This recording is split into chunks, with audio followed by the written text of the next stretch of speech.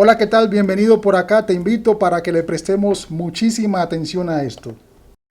Venga, le pregunto, ¿qué está pasando? ¿Por qué están protestando? Cuéntanos las razones, las estamos... Los Gelusa, porque vamos a estar protestando, porque estamos en un estado narcoestado, porque tenemos paracos como gobernantes. ¿O es que usted no sabe? Está sí, claro, estamos en directo, con respeto lo podemos hablar. Cuéntenos cuál es su inconformidad personal, por ejemplo.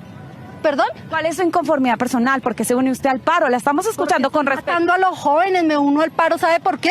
Porque los jóvenes no tienen oportunidades, porque ellos estudian y hace 20 años nosotros, yo tengo ya 50 años, no tuvimos oportunidades, ¿sí me entiende?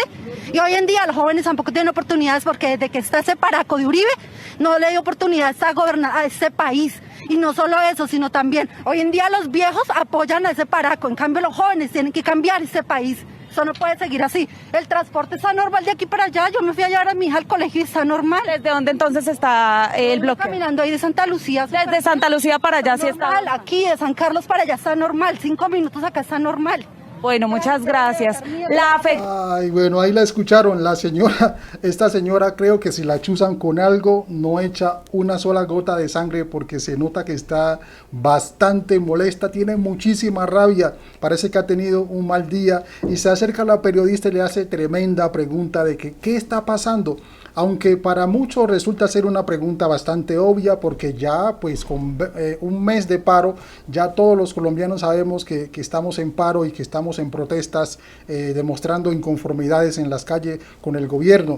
Pero no es una pregunta tan obvia como para tratar a la periodista de ilusa, porque es que así el periodista, el comunicador sepa qué está pasando, esté escuchando, esté mirando qué está pasando, él debe recoger los testimonios de las personas en las calles para que ellos desde su propia voz transmitan lo que puede estar ocurriendo a los televidentes. Entonces no es una pregunta tan obvia para responder con cierto grado de grosería a la periodista, aunque se le acepta un poquito la exaltación y la forma como la señora responde, porque es que de pronto está ofuscada, está un poco acalorada por la situación del paro, las protestas, el transporte tan complicado en Bogotá y pues le entiende un poquito la forma como responde. ¿Qué le respondería usted en una situación como esta a la periodista? En su respuesta ella habla de narcoestado y que está protestando porque tenemos paracos como gobernantes.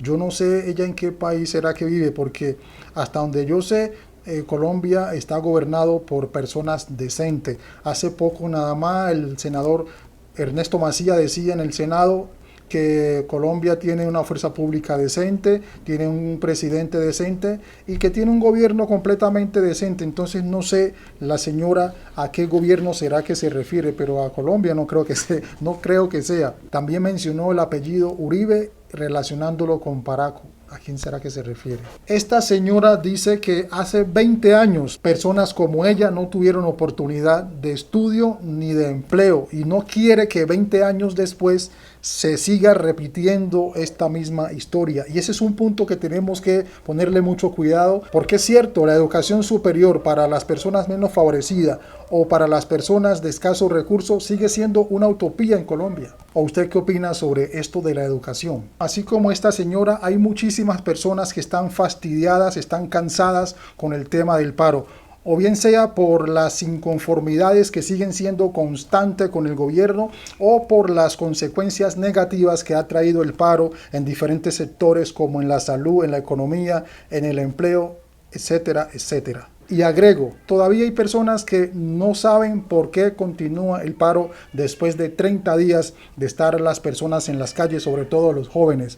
Y es que el paro, que fue algo que empezó con el detonante de la reforma tributaria, que aunque ya se suspendió el tema de la reforma tributaria, luego se continuó con las molestias de la reforma a la salud, la reforma pensional y la reforma laboral, todavía sigue el paro. Además de ese tema de las 4 reformas y todas las inconformidades que tiene la comunidad colombiana con el gobierno, hay que sumarle las peticiones que están llevando a la mesa el Comité de Paro Nacional. Peticiones como: primera, el retiro de la Ley 100 y fortalecimiento a la vacunación contra el COVID-19. Segunda, renta básica. Tercera, defensa de la producción nacional. Cuarta, subsidio a las MIPYMES y al empleo. 5, matrícula cero. 6. No discriminación de género. Y la séptima, la no privatización y la derogación del decreto 1174. Esas son las peticiones que quiere llevar el Comité de Paro Nacional a la mesa a las negociaciones con el gobierno nacional. Hey, los colombianos han salido a las calles porque están inconformes y quieren soluciones. Aunque se quiera decir por otro lado que este paro y las protestas son promovidas por personas